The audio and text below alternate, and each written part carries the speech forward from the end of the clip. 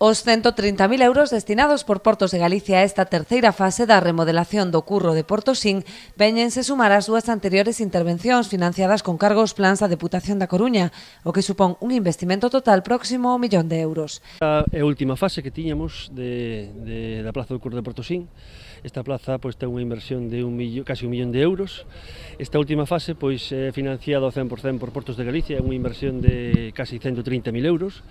E con esta última fase rematamos o que é a plaza do curro de Portosín. Esta actuación permitirá aos veciños dispoñer dun novo espazo peonil para a celebración de actividades. Haberá un parque infantil e un espazo diáfano onde se asentan gran parte das terrazas dos locais hostaleiros. A plaza que estaba moi demandada polos veciños de Portosín porque non tiñamos unha plaza.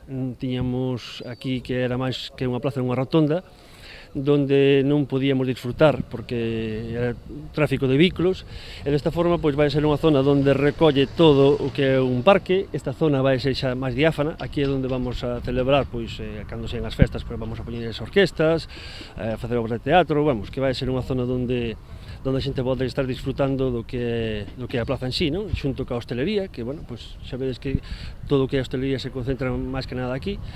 Agora quedou un espacio moi grande para as terrazas, os nenos van a poder estar xogando aquí ca tranquilidade que van a ter os pais de estar tomando algo nunha terraza e que podan estar xogando aquí en esta plaza sin o peligro que conleva o paso de vehículos. A intención do Concello é poder concluir as obras antes do remate do ano.